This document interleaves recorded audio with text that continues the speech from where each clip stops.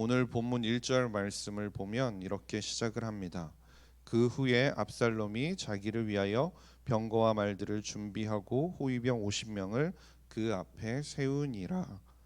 여기서 말씀하고 있는 그 후라는 것은 우리가 이전 장에서 살펴보았듯이 다윗이 형제를 죽인 압살롬을 다시 받아들인 이후를 가리킵니다.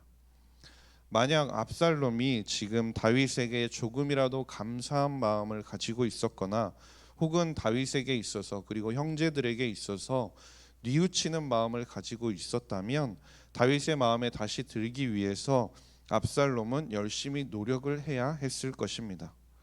그러나 압살롬은 그런 노력을 하기에 앞서 권력을 탐하는 모습을 보여주었습니다.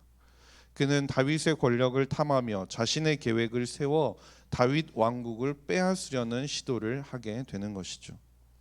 그는 1절 말씀에도 보면 병거와 말들로 무장한 호위병 50명을 자신의 주위에 세웠는데요. 그것은 당시 왕위의 계승자들이 자신의 신분을 사람들에게 드러내기 위해서 사용하는 용도였습니다. 즉 압살롬은 자신의 호위병 50명을 세우고 연일 사람들 앞을 지나다니면서 백성들의 마음을 현혹시키기 시작했다라는 것이죠. 게다가 그는 사람들의 마음을 빼앗기 위해서 성문 길 곁에 서서 왕의 사람들이 해야 할 재판까지도 자신이 직접 처리하기 시작했습니다. 4절을 보면 또 압살롬이 이르기를 내가 이 땅에서 재판관이 되고 누구든지 송사나 재판할 일이 있어 내게로 오는 자에게 내가 정의 베풀기를 원하노라 하고 라고 말씀합니다. 그는 성으로 들어오는 사람들이 그들이 지나가는 그 자리에서 서서 그들의 사정을 물어보았습니다. 그들이 자신들의 사정을 이야기하면 그들의 삶이 너무 딱하다, 얼마나 힘들겠느냐, 그들의 상황을 매우 안타까워하면서 반면에 지금의 정부는 그들의 상황이 너무 안타까움에도 불구하고 빨리 처리할 수 없는 상황이라는 것을 은근히 강조했습니다. 다윗과 그의 정부 그리고 그 밑에 사람들이 이제는 너무 늙고 힘이 없어서 그들을 도와주기에는 효율성이 매우 떨어진다는 것을 은근히 강조하는 말들을 했던 것입니다. 그가 하는 일이 그러면 무엇입니까? 압살롬은 다윗의 정권의 잘못된 점, 연약한 점을 은근히 비판하면서 자신은 그들과 달리 신속하고 정확하게 그들의 삶을 어루만져 줄 수 있고 그들의 문제를 해결해 줄 수 있다라고 이야기하면서 사람들의 환심을 사려고 했다라는 것이죠. 이 말씀을 보더라도 그는 압살롬은 끊임없이 스스로를 이미지 메이킹하는 작업을 하였다라는 겁니다. 자신을 왕으로 만들기 위해 정치적인 책략을 사용했던 겁니다. 그러나 우리가 분명히 기억해야 할 것이 무엇입니까? 이스라엘은 분명 하나님의 백성입니다. 그리고 이스라엘의 왕이라는 것은 하나님이 세우시는 청지기의 역할을 감당하는 존재라는 것이죠. 그렇다면 이스라엘의 왕을 세우시는 분도 하나님이시고 그 방법과 순서와 그 모든 것도 하나님의 뜻에 따라 세워져야 하는 것이 이스라엘의 왕이라는 자리였다라는 겁니다. 그러나 압살롬은 하나님의 뜻을 구하지 않았습니다. 자신의 생각과 자신의 방법을 의지했고 그의 모든 계획을 살펴보면 인간적인 계산에 의한 것이었다라는 것이죠. 또한 그가 인간적인 방법을 의지함에 있어서 하나님을 전혀 의식하지 않았다라는 것을 우리가 오늘 본문을 통해서 살펴볼 수 있는 부분이 있는데요.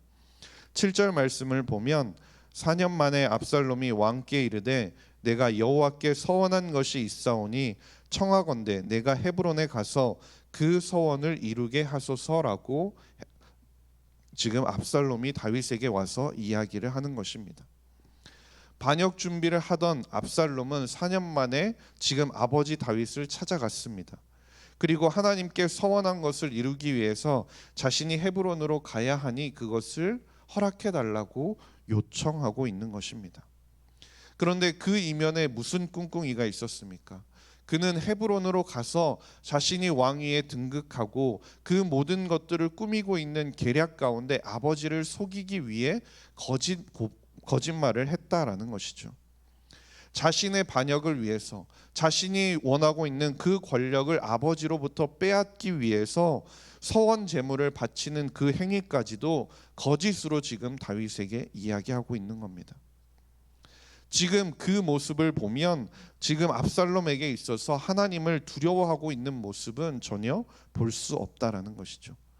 교묘한 거짓말을 통해서 하나님을 향해 드리는 그 예배까지도 지금 압살롬은 거짓으로 이야기를 하고 있는 것입니다. 그러나 우리가 한편으로 살펴볼 것은 자신의 계획대로 지금 압살롬은 매우 계획대로 차근차근 자신의 반역을 진행하고 있었습니다. 그 계획을 살펴보면 인간적으로 보자면 매우 치밀하고 매우 완벽해 보이는 것이 사실입니다. 만약 압살롬이 했던 행동들이, 그 계획들이 이대로만 한다면, 그리고 그가 행했던 일들이 자신의 뜻대로만 움직였다면 다윗을 끌어내고 사람들의 지지를 받으면서 이스라엘의 왕이 될 수 있을 것 같은 것이 압살롬이 꾸몄던 계획이라는 것이죠. 그러나 그 압살롬의 계획에는 가장 중요한 것이 한 가지 빠져 있었습니다. 그게 무엇입니까? 하나님이 빠져 있었다라는 겁니다. 그렇다면 그의 계획이 어떻게 되었겠습니까? 오늘 본문을 살펴보면 이처럼 매우 치밀하게 자신의 생각대로 반역을 진행했던 압살롬과는 다르게 압살롬의 반역에 관해서 듣자마자 다윗의 반응을 살펴보면 다윗의 반응은 매우 유약해 보이기까지 합니다. 14절 말씀을 보면 다윗은 바로 압살롬의 반역을 듣자마자 이렇게 행동을 하는데요. 다윗이 예루살렘에 함께 있는 그의 모든 신하들에게 이르되 일어나서 도망하자라고 이야기합니다. 그는 압살롬이 헤브론에서 반역을 벌였고 그곳에서 왕이 되었음을 선포했다라는 말을 듣자마자 즉각 도망을 가고자 했다라는 것이죠. 다윗은 자신의 밑에 있는 수하들을 회의를 소집하지도 않았습니다. 반역자가 이제 곧 공격해서 들어올 것이니까 예루살렘을 어떻게 지키기 위한 노력도 하지 않았다라는 것이죠. 다윗은 그저 그 소식을 듣자마자 자신의 사람들을 데리고 도망하기 바빴다라는 것입니다. 다윗이 왜 그런 행동을 했을까요? 다윗은 지금 상황이 하나님께서 자신에게 내리는 징계라는 것을 인식하고 있었기 때문입니다. 자신이 압살롬과 지금 맞서게 되면 그것은 여호와와 맞서는 것이라고 그가 생각했기 때문입니다. 그래서 그는 하나님께서 자신에게 주신 그 고난 가운데 하나님의 뜻이 그 가운데 있다라는 것을 인식하고 예루살렘에서 병력을 강화하고 자신의 자리를 유지하기 위해 노력하기보다 대신 도망을 치는 선택을 했다라는 것이죠. 그리고 다윗의 이러한 마음이 담긴 고백을 우리는 오늘 15장에서도 찾아볼 수 있는데요. 25절과 26절 말씀입니다. 왕이 사독에게 이르되 보라 하나님의 궤를 성읍으로 도로 메어가라. 만일 내가 여호와 앞에서 은혜를 입으면 도로 나를 인도하사 내게 그 궤와 그 계신 데를 보이시리라. 그러나 그가 이와 같이 말씀하시기를 내가 너를 기뻐하지 아니한다 하시면 종이 여기 있사오니 선히 여기시는 대로 내게 행하시옵소서 하리라 라고 말씀합니다.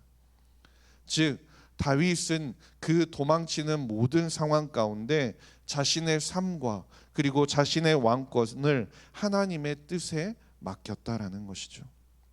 하나님의 판단에 순종했다라는 것입니다.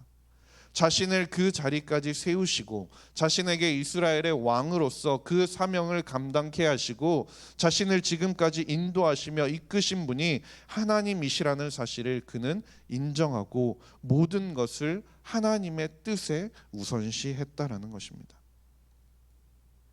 설령 하나님의 뜻이 자신을 비참하게 만들고 세상 사람들에게 있어서 우스운 모습이 된다고 하더라도 하나님의 결정을 받아들이기로 다윗은 결심했던 것입니다. 다윗의 모습을 보며 어쩌면 신하들 가운데는 불만을 품는 사람들도 있었을지도 모릅니다. 그보다 더욱 가까운 다윗의 아내들과 다른 자식들도 다윗의 이런 결정을 이해하지 못했을지도 모릅니다. 아무리 압살롬이 지금 반역을 일으켰다고는 하지만 이스라엘의 왕은 여전히 다윗이었습니다. 다윗에게는 압살롬보다 훨씬 많은 수하도 있었고 압살롬과 싸우자고 한다면 충분히 무력으로 제압할 수 있다고 생각했을지도 모른다라는 것이죠. 그런데 미련하게도 없어 보이게도 왕이 채통도 지키지 않고 바로 도망을 가자고 하는 그 다윗의 모습, 다윗의 결정을 보면서 속으로는 비웃었을지도 모른다라는 것이죠. 그러나 그들에게 있어서 비웃음거리가 되는 그 다윗의 그 모습은 하나님께 순종하는 모습이었다라는 것이죠. 그리고 세상 사람들이 오늘날 교회를 바라보면서 그리고 우리를 바라보면서 이런 생각을 동일하게 하고 있을지도 모릅니다. 자신들의 방법이 훨씬 계획적이고 체계적이라고 이야기를 합니다. 편하고 쉬운 길, 성공이 보장되어 있는 길을 놔두고 굳이 왜 그런 길을 가냐고 우리에게 이야기할지도 모릅니다. 내 것을 챙기기에도 바쁜데 왜 손해를 보면서 살아가냐고 말할지도 모른다라는 것이죠.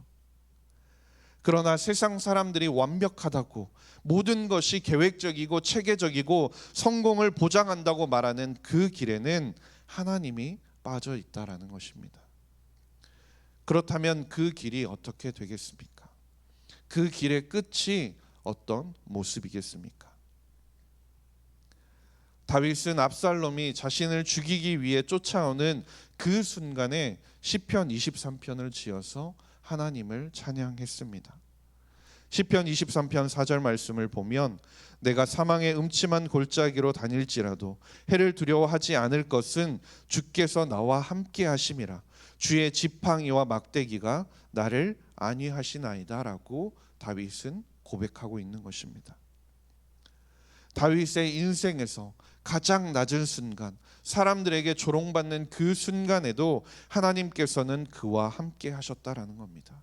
그리고 다윗은 그 모든 것을 알고 있었고 하나님께 순종하는 것이 자신의 인생에 있어서 가장 올바른 길이고 가장 좋은 길이라는 사실을 깨달아 알고 있었다라는 것이죠. 그렇게 했을 때 하나님께서는 다윗의 그 모든 위기를 극복하게 하시고 다윗을 회복시키셨다라는 것을 우리가 잘 알고 있다라는 것입니다.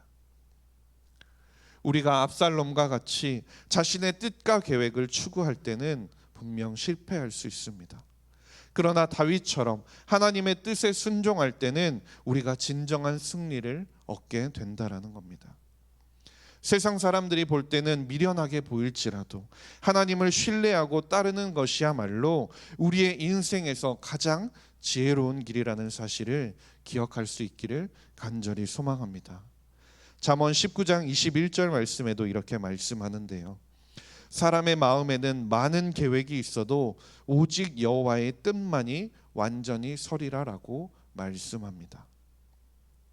우리에게 있어서 우리의 삶에 있어서 우리가 삶을 돌파하는 데 있어서 우리의 삶의 모든 문제들 가운데 우리의 계획보다는 하나님의 계획이 더욱 필요하다는 겁니다. 그렇기 때문에 우리는 우리의 계획을 내려놓고 하나님의 뜻에 귀 기울이는 시간들이 반드시 필요합니다. 다윗처럼 하나님의 뜻을 신뢰하고 우리의 걸음을 하나님께 맡길 때 그 사망의 음침한 골짜기 가운데서도 하나님께서 우리와 함께 하시고 우리를 인도하신다는 것을 모든 삶 가운데 경험하는 우리 모든 성도님들이 될 수 있기를 주님의 이름으로 간절히 소망합니다. 기도하겠습니다. 하나님 아버지 감사합니다. 오늘도 우리를 예배의 자리로 불러주시니 감사드립니다. 다윗과 같이 주님의 뜻에 귀 기울이며 주님의 인도하심에 순종하며 살아가는 모든 성도님들이 되게 하여 주시옵소서. 감사드리며 모든 말씀 우리 구주 예수 그리스도의 이름으로 기도드렸습니다. 아멘.